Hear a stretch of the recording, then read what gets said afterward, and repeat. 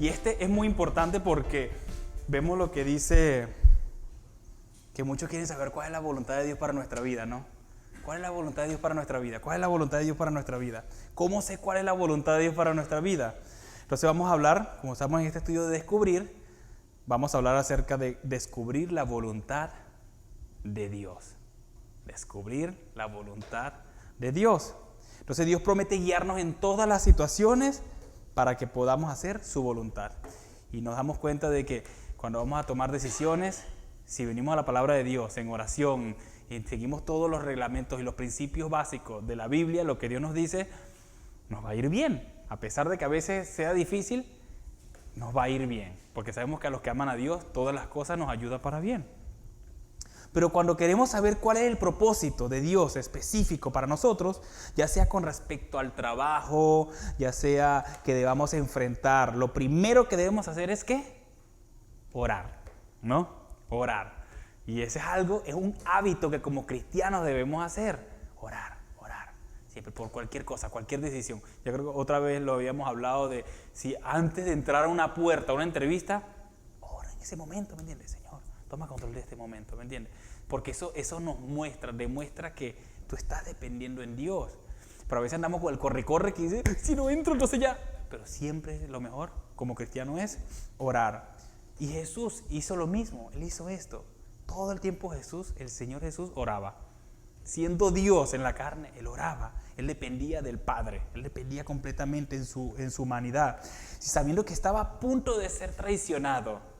Recordamos en Getsemaní, ¿qué hizo? Ya Él sabía que Judas en cualquier momento iba a llegar.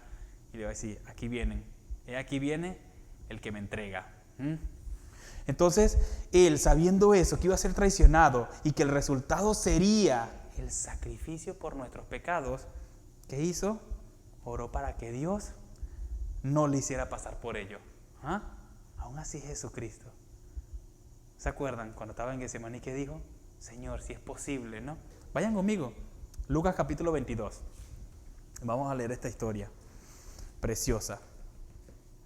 El Señor estaba decidido a hacer solo lo que Dios quisiera. De manera que se sometió completamente a la voluntad del Padre. A través de la oración nuestra voluntad puede ser guiada para que encaje con la voluntad de Dios. De repente empezamos a orar por cosas que tú dices como que yo ni pensaba orar por eso. ¿No les ha pasado eso?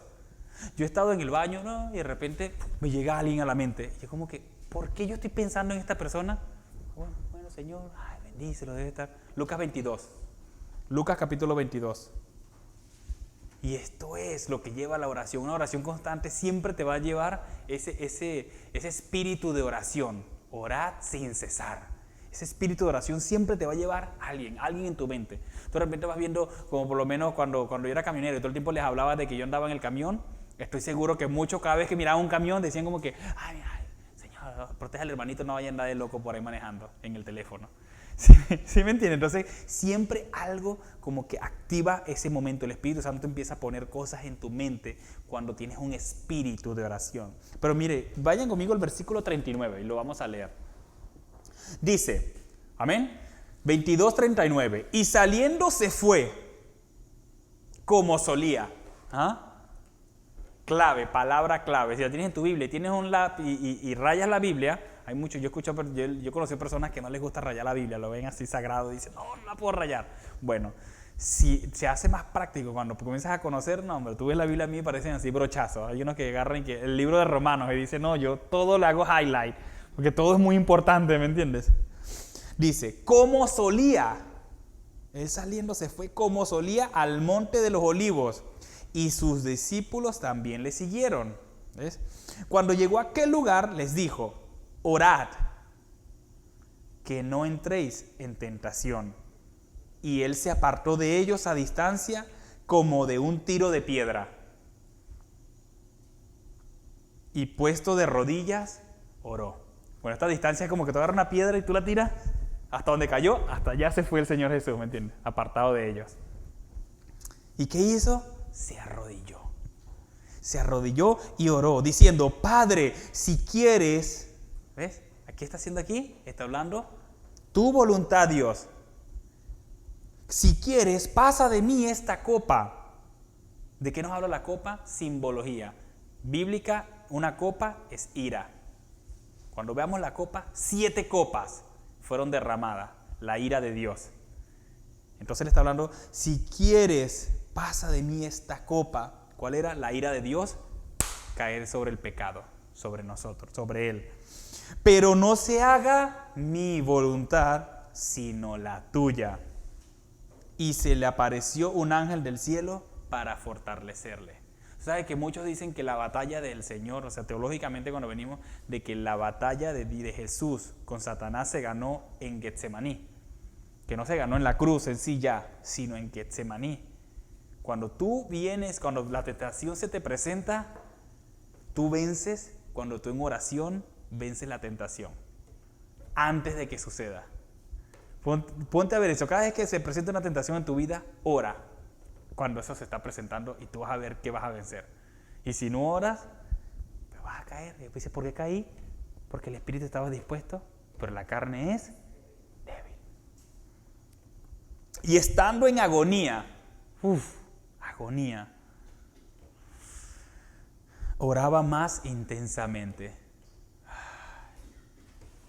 ¿Cuánto llegamos a ese momento de que cuando las cosas empeoran, dejan de orar? Porque ya he orado y estoy cansado y ya me cansé y ya dejo de orar. Entonces las cosas se complican y sigue dejando de orar porque se sigue encerrando más en la situación. Este era diferente. En el caso del Señor Jesús, estando en agonía, oraba más intensamente. ¡Wow! Todo esto es ejemplo, ¿me entiendes? Él nos dejó ejemplo, es lo que dicen los apóstoles, dejándonos ejemplo de sus pisadas. Sigan mis pasos, sean como yo soy, humilde de corazón, les decía el Señor. Yo soy ejemplo. Oraba más intensamente y era su sudor como grandes gotas de sangre que caían hasta la tierra. Bueno, si se ponen a ver de todos los evangelios, Lucas, el médico, como ya se acuerdan, Lucas el médico fue el único que menciona este aspecto, que él sudó como gotas de sangre. Y muchos teólogos siempre han llegado al punto de que esto era un símil. Un símil es una figura retórica que habla de similitud. Algo como, cuando vemos una expresión como que, y el cielo era azul como el mar, o las nubes eran blancas como el algodón. Entonces siempre él dice que aquí sudó como gotas de sangre, o sea, como que su sudor fue tan su agonía que sudó como gotas de sangre. Pero la ciencia, yo me arriesgo, yo espero no estar equivocado, pero yo me arriesgo a que eso fue lo que sucedió. De que biológicamente hay casos ya, aparte de la Biblia, de personas que se han presentado un caso médico que se llama hematoidrosis.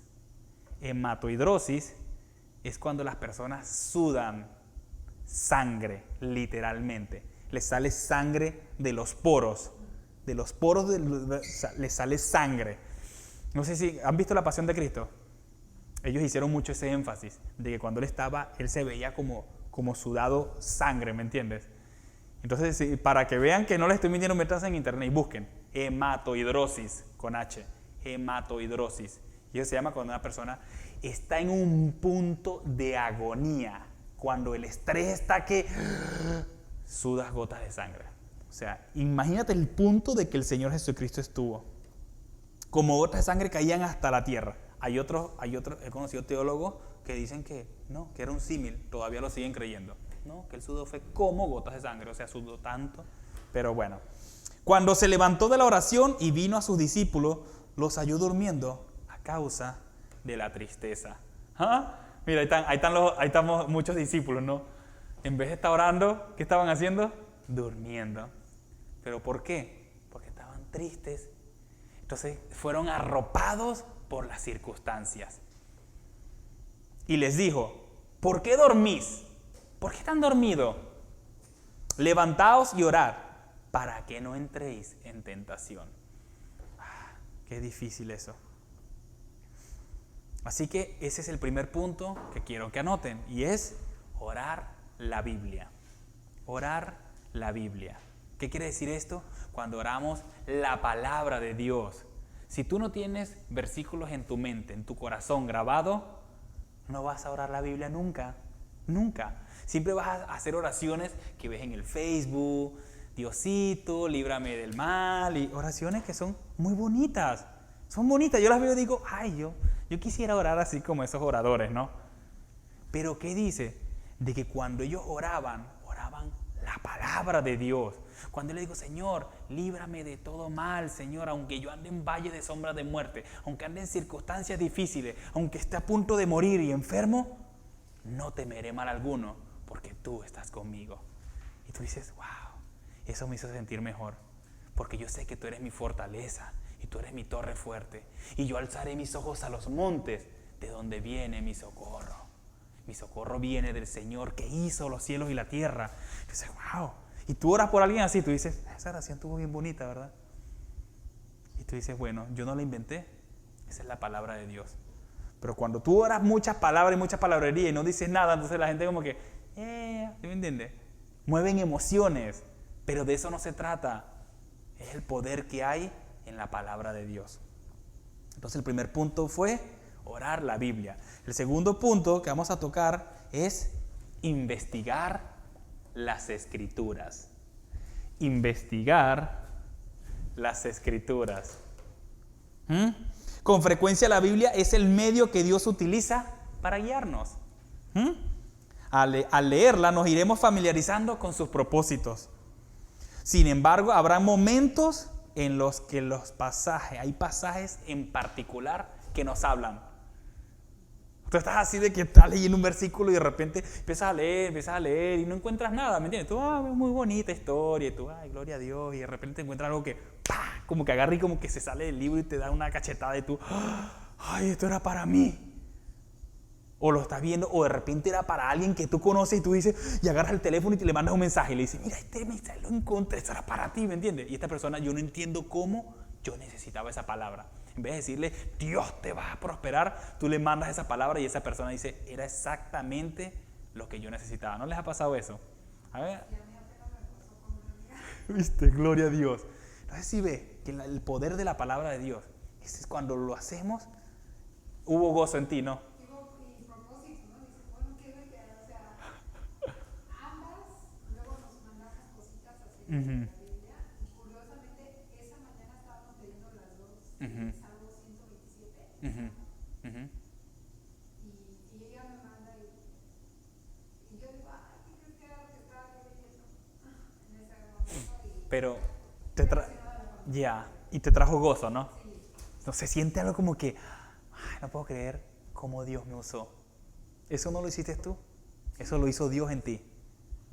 Lo que quiero decir, ¿me entiendes? O sea, tú cuando lo hiciste como que, ay, este mensaje como para ella, se lo mandaste tú, y de repente ella, wow, y empiezas a vivir esa experiencia y tú dices, mira cómo Dios me transportó a un lugar como que tan maravilloso, donde sentí gozo de verdad. Por eso le digo, cuando uno transmite la palabra de Dios a alguien y alguien te dice, wow, qué bonito, ¿me entiendes? Tú dices, lo que yo estoy perdiendo cuando no lo hago.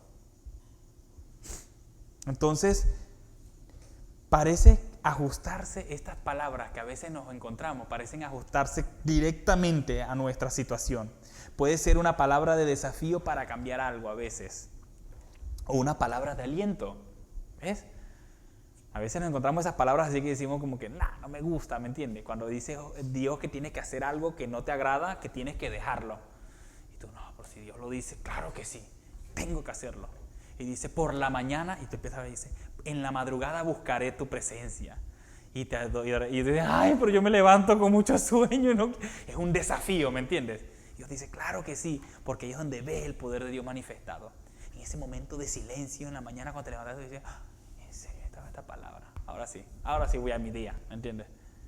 Son desafíos muchas veces, como hay palabras de aliento para ir adelante con una decisión, pero no obstante no debería utilizarse de modo horóscopo. ¿Cuántos han escuchado esa historia? Yo sé una vez que muchos los que ya han escuchado esto dicen, ya sé por dónde viene. Cuando sacan lo que abra, eso es para mí, ¿me entiendes? Agarran la Biblia y dicen, bueno, Señor, ¿qué tienes hoy para mí? ¡Sa! ¿Ah? La ruleta, ¿no? Ya, no, yo creo que todos hemos, cuando decimos que, Dios me habló, así, Señor, tú tienes una palabra para mí, ¿no? Dame algo, y ahora ¡sa! Y de repente ves y dice, y se sale Mateo 20, y te sale Mateo 27:5. Y tú dices, Mateo, mira, Mateo 27:5. Y lo abres y dice, y arrojando las piezas de plata en el templo, salió y fue y se ahorcó. ¡Ah! Y tú dices, no, Señor, dame otra palabra. Porque dice como que, no, otra palabra, Señor. Y abre, y Lucas 10:37. Y te abre la palabra en Lucas 10:37. Y dice, y él dijo, el que usó de misericordia con él. Entonces Jesús le dijo, ve y haz tú lo mismo. ¡Ay, Señor, yo no me voy a ahorcar! ¿Ves? Entonces no se trata de eso. La palabra de Dios viene y te da. Mira, vayan conmigo a 2 de Pedro, capítulo 3. Hacemos mucho eso, ¿no? Abrimos y dice, ¡guau! Y Judas fue y se ahorcó. Y dice, no, esta palabra no era para mí, no, dame otra mejor, ¿me entiendes? Y abre y dice, ve y tú y haz lo mismo. ¡Ay, no! Esto tampoco era. Dame otra. Y así, y andas jugando a la ruleta rusa, como dice la hermanita, con la Biblia. Y dice Dios, no, así no trabajo yo. Yo tengo una palabra para ti. Capítulo 3, 2 de Pedro, capítulo 3, versículos 15 y 16, dice, y tened entendido que la paciencia de nuestro Señor es para salvación. Como también nuestro amado hermano Pablo, según la sabiduría que le ha sido dada, os ha escrito. Mira, ¿ves? ¿Quiénes eran los apóstoles? Pedro y todos ellos, Juan, ¿qué eran ellos? Pescadores. Eran personas sin estudio, eran personas... En cambio, Pablo sí era un erudito, ¿me entiendes? Pablo era hasta juez, o sea, él conocía mucho, era políglota, hablaba muchos idiomas. Dice, casi en todas sus epístolas, Pablo, hablando en ella de estas cosas, entre las cuales hay algunas que son difíciles de entender. ¿Ah? Las cuales son los indoctos. ¿Quiénes son los indoctos? Los que no tienen conocimiento, los que no estudian, los que no. E inconstantes. ¿Quiénes son los inconstantes? Que un día estudian, otro día no, 3 días no, otro día sí, y nunca andan, un día van a la iglesia, el otro día, y nunca andan así, ¿me entiendes? Tuercen. ¡Ja! Mira esa palabra. Esto que agarran y no, es que esa palabra dice lo que dice y te la voltean y... No, es que si Dios dice que estamos bajo la gracia, ahora tú lo que quieras, ¿me entiendes? Eres libre y puedes pecar porque Cristo murió por ti. Eso no es lo que dice, lo tuercen porque no son constantes, estudian. Como también las otras escrituras para su propia perdición. ¿Qué tuercen? La propia escritura. ¿Ah? Entonces, debemos investigar las escrituras. Y tercer punto es discutir sobre ellas. ¿A cuántos les gusta discutir? No, yo soy paz y amor. La Biblia dice que no peleéis, no discutáis por cosas que no tienen sentido y que, come on. Desde el principio de la iglesia ha habido discusión entre los mismos apóstoles. Las grandes decisiones suelen hacerse de forma más fácil después de haberlas discutido con alguien, después de haberlas discutido con un amigo cristiano experimentado que te pueda guiar, quizás un líder de la iglesia. Estamos hablando de consejos cristianos, alguien que conoce de Dios. Algunas personas tienen una perspectiva especial en los planes de Dios y en nuestras circunstancias. Otras son capaces de ayudarnos a reflexionar en una situación basándose en experiencias. Es lo que siempre les he dicho. Si tú estás tratando de salvar tu matrimonio y le vas a ir a pedir a consejo a uno que va por el 5º matrimonio, no sé, ¿qué consejo te va a dar? Pues tiene mucha experiencia. Tiene mucha experiencia, ¿no? Entonces no podemos, tenemos que pedir consejo a alguien que haya vencido ese problema. ¿Sí me entiendes? ¿Ve? Entonces, por eso, de alguna forma, a veces simplemente con invitarnos a hacer algo, a motivarnos. Haz esto, lee la Biblia. Y tú dices como que, bueno, mira, léete el proverbio tal, léete el Salmo 23. Y tú, ¿cómo en serio? Tú vas y lo haces, ¿me entiendes? No, pues ora cada vez a tal hora y vamos a orar. Y esas personas te motivan a hacer algo y tú empiezas como que, porque ese consejo te motivó a guiar a buscar una nueva perspectiva. Pero debemos discutir sobre estas cosas. Mira lo que dice Gálatas 2. Vayan conmigo a Gálatas 2. Capítulo 11. Gálatas 2, capítulo 11. Después de Corintios. Gálatas 2. ¿Ah? Antes. ¿Sí es antes? Versículo 11 dice: pero cuando Pedro vino a Antioquía, ¿quién está hablando? ¿Quién es el escritor? El apóstol Pablo. Él está hablando de Pedro. Pedro era una imagen muy influyente en los cristianos de la primera iglesia. O sea, ellos eran de que llegó Pedro, ¿me entiendes? Todo el mundo, wow. O sea, él caminó con el Señor Jesucristo. O sea, tú sabes como que, no, en serio. Eso es como alguien cuando te dice de que no, tú conoces al pastor tal, o tú conoces a alguien famoso y tú, en serio, como que te llama más la atención. Ahora imagínate Pedro que caminó con el Señor Jesucristo en persona. O sea, era algo como que, hey, cuéntame, ¿y cómo era Jesús? ¿Me entiendes? Si era la calidad, era emocionante, ¿no? Encontrarse con Pedro. Bueno, entonces, mira, pero cuando Pedro vino a Antioquía, le resistí cara a cara. Este era Pablo, mira, o sea, no dijo como que, bueno, porque es Pedro, tal vez tiene la razón, ¿me entiende? No, él dijo, le resistí cara a cara porque era de condenar. ¡Wow!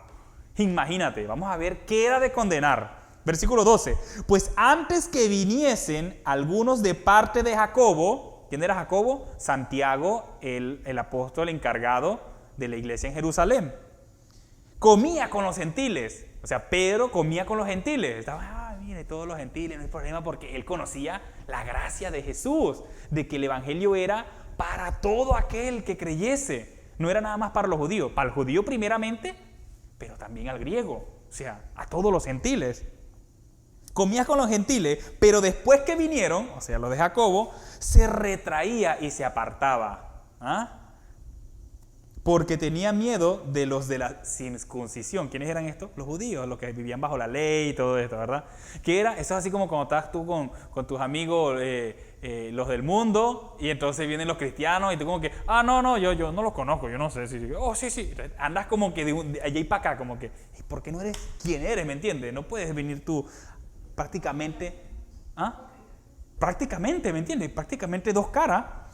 Pero mira, y en su simulación, ahí está la palabra que yo uso, hipócrita. ¿Qué es un hipócrita? Alguien que simula ser otra persona.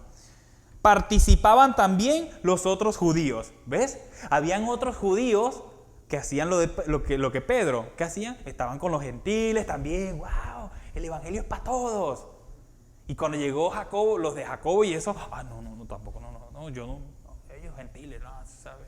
Inmundos, así eran, ¿me entiendes? O sea, por eso cuando Pedro ve la visión del lienzo, dice de que no llames inmundo a lo que yo he santificado. O sea, no comer, matar y comer, todo, ¿me entiendes? Todo lo que yo he hecho es bueno. Esto lo vemos en Hechos, pero dice, y se retraía y se apartaba al judío, ¿para dónde me quedé? Porque tenía miedo de los de la circuncisión. Los judíos, ok. Retomo, versículo 13. De tal manera que aún Bernabé, que era el que estaba con Pablo para arriba y para abajo, fue también arrastrado, ahí está la palabra de la hermanita, ¿por la qué? Por la hipocresía de ellos, ¿ves? Pero cuando vi que no andaban rectamente conforme a la verdad del evangelio, ¿ves? Porque el evangelio no era nada más para el grupito de los judíos, para el grupito de los tú sabes, los santitos, y no, era para todos. Dije a Pedro delante de todos, si tú siendo judío vives como los gentiles y no como judío, ¿por qué obligas a los gentiles a judaizar? Nosotros, judíos de nacimiento y no pecadores de entre los gentiles, sabiendo que el hombre no es justificado por las obras de la ley, sino por la fe de Jesucristo, nosotros también hemos creído en Jesucristo para ser justificados por la fe de Cristo y no por las obras de la ley, por cuanto por las obras de la ley nadie será justificado. ¿Ah? Mira, ¿quién fue el que caminó con Jesús? ¿Pedro o Pablo? Pedro. Pedro caminó con Jesús y Pablo le dijo, no, tú sabes que la ley, que somos salvos, es por fe. No como los judíos que tenemos que ser circuncisos. No, somos salvos por la fe en Jesús, por la gracia. O sea, él no le tuvo miedo de que, tú tal vez tú estás... No, él conocía y decía, no es así como tú, no seas hipócrita, ¿me entiendes? Venir aquí, jugar con ellos y después cuando vienen los otros, te comportas como que si no los conoces. No, el evangelio es para todos. Entonces, lo que les estoy diciendo es de que tenemos que discutir las cosas bíblicas, principios bíblicos, doctrinas bíblicas, que viene otro y te va a decir, no, vivimos bajo la gracia. No, estamos bajo la gracia. ¿Pero qué? ¿Pecaremos para que sobreabunde la gracia? De ninguna manera. Entonces no podemos decir, porque tú lo dices, el pastor lo dijo, pues no le voy a decir nada. No, cuando yo diga algo, yo espero que usted me diga, pastor, eso no es así, ¿me entiende? Y podemos debatir. Tal vez tú vengas de otra iglesia donde la doctrina que te enseñaron no era la correcta. Y tú me digas, pastor, no, yo sí creo que la salvación se pierde. No, yo no creo que no se pierde. Y vamos a discutir, ¿me entiendes? Pero si nos quedamos todos callados, nos vamos de aquí, todos confundidos, pensando cosas diferentes. Y yo no quiero llevar ese peso sobre mí. Yo prefiero ser, como decía, que el atalaya, tú eres atalaya, tú ves y le dices a ellos, y si creen, los salvaste, y si no creen, ya su sangre no es sobre ti. Y yo me lavo las manos y digo, yo les enseñé, Diosito. Ellos no quisieron creerme, bueno.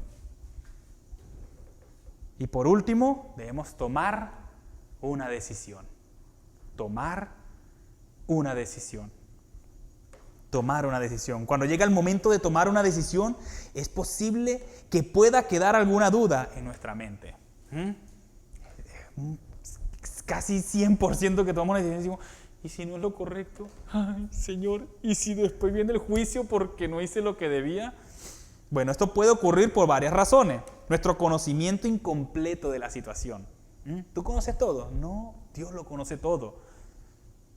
O incluso porque Dios está probando nuestra fe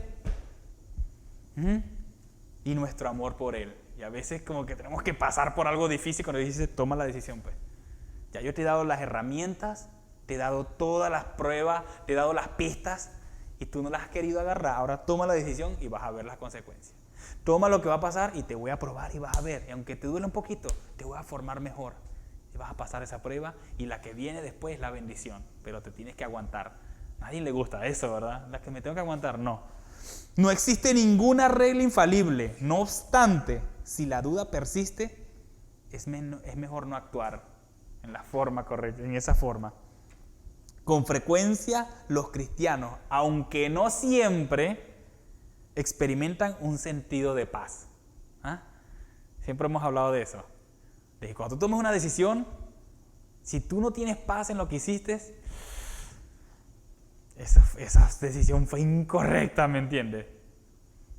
Siempre una decisión debe llevar paz. Cuando queremos servir en la iglesia, siempre yo sé que muchos que hemos servido en la iglesia, queremos hacer 1000 cosas. 1000 cosas. Yo quiero ser pastor y quiero ir a la puerta y darle la bienvenida y luego ir a buscar en el carrito en la entrada al estacionamiento y luego pasar y ir recogiendo los diezmos y luego canto y luego oro y luego como que, pastor, pero... ¿Y cómo hace todo, me entiende? Y anda, no sé, es que como que yo no le veo con paz. Es que ando, corre, no tengo tiempo. No, en serio, eso es lo que Dios le está dando. Yo no quiero eso. Entonces le decimos, no, hermanita, mire, usted, ayúdenos, que usted no quiere ayudar. Bueno, ayúdenos con esto. Ayúdenos a recibir a la gente nada más y darle un abrazo y una bienvenida. Sí, pero es que yo quiero hacer más, No, haga eso. Cuando usted ya tenga paz, usted no va a querer ni salirse de ahí. Va a decir, no, yo los voy a buscar hasta el carro y les voy a dar la bienvenida. Porque eso es lo mío. Pero mientras tengamos paz, esa es la decisión correcta. Nunca nos sobrellenemos de ministerio. Aún así que sea de Dios. Diga, ya, Dios quiere que tú sirvas y que tú adores y que tú hagas algo por Él. Pero mientras no haya paz, de nada sirve. De nada sirve. El Espíritu de Dios nos da la seguridad de que se encuentra en el camino adecuado. Cuando tomamos la decisión correcta y tenemos paz, solo el Espíritu de Dios es el que nos puede decir, está bien, quédate con calma, espérate, tranquilo. Pero este tipo de sentimientos no se pueden aceptar por sí mismo, porque pueden ser equivocados. Nos podemos equivocar, decir, sí, yo tengo paz. Oh, claro que sí. Entonces es como que en tu mente te estás obligando a que tienes paz, pero en realidad no tienes paz. Hay que tener mucho cuidado con eso. Aunque los tengamos, debemos actuar por fe. ¿Ah? ¿Cuánto le gusta tomar un paso riesgoso y decir, no, yo por fe lo voy a hacer? Y después, eso no era. Eso es bien difícil, es muy difícil tomar esas decisiones así, confiando en que Dios nos llevará a la fase siguiente. Mire, vayan conmigo a Hechos capítulo 15. Vamos a leer este pasaje. Hechos capítulo 15, Hechos capítulo 15, versículo 22. Vamos con el final. Estamos hablando de tomar una decisión. Esa es la última, ¿no? Tomar una decisión. Versículo 22. Hechos 15, versículo 22. Dice lo siguiente. Entonces pareció bien a los apóstoles y a los ancianos, con toda la iglesia, elegir de entre ellos varones y enviarlos a Antioquía con Pablo y Bernabé, a Judas, que tenía por sobrenombre Barsabás, y a Silas, varones principales entre los hermanos. Y escribir por conducto de ellos, los apóstoles y los ancianos y los hermanos, a los hermanos de entre los gentiles que están en Antioquía, en Siria y en Sicilia, salud. Por cuanto hemos oído que algunos que han salido de nosotros, a los cuales no dimos orden, os han inquietado con palabras, perturbando vuestras almas, mandando circuncidaros y guardar la ley. Nos ha parecido bien, habiendo llegado a un acuerdo, elegir varones y enviarlos a vosotros con nuestro amado Bernabé y Pablo, hombres que han expuesto su vida por el nombre de nuestro Señor Jesucristo. Esa decisión era difícil de tomar, ¿no? No, si te vas para allá, te van a apedrear.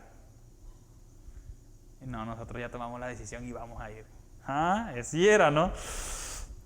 Versículo 27. Así que enviamos a Judas y a Silas, los cuales también de palabra os harán saber lo mismo, porque ha parecido bien al Espíritu Santo y a nosotros no imponeros ninguna carga más que estas cosas necesarias.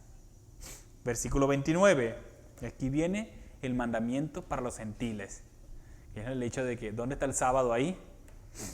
Que os abstengáis de lo sacrificado a ídolos, de sangre, de ahogado y de fornicación, de las cuales cosas si os guardaréis, bien haréis. ¿Qué estaban haciendo ellos? Ellos tomaron una decisión que les iba a ser difícil, que iba a pasar. Los iban a matar, los iban a apedrear, los iban a perseguir. Y estaban de acuerdo si Bernabé y Silas, Barsabás, Judas, Silas iban a poder cumplir el mandamiento de seguir a Pablo y a Bernabé. Eran decisiones riesgosas.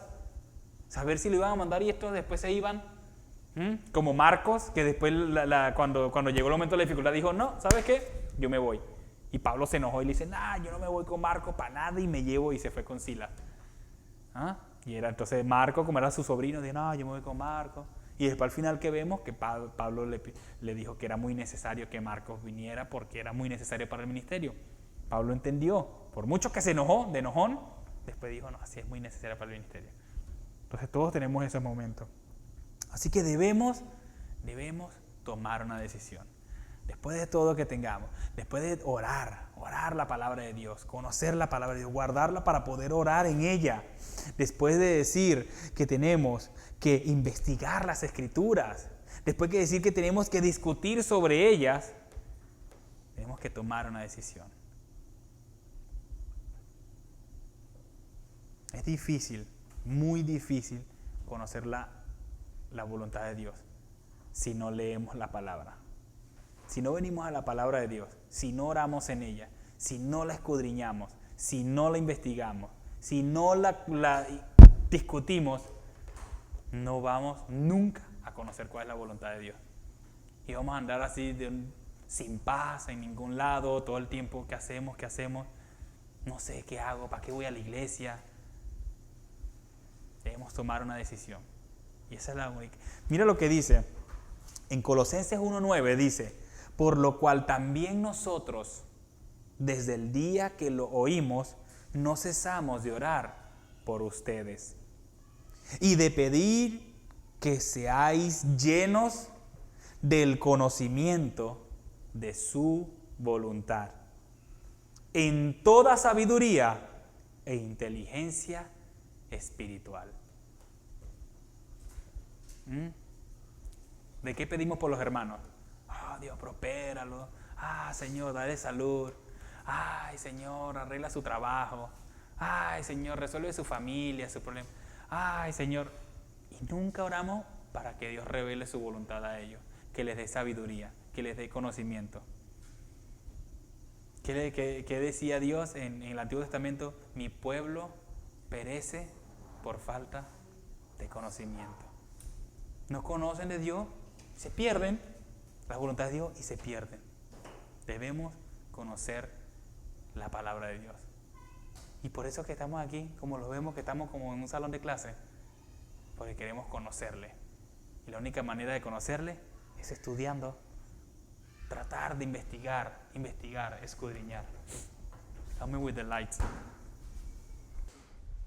Gracias, Señor.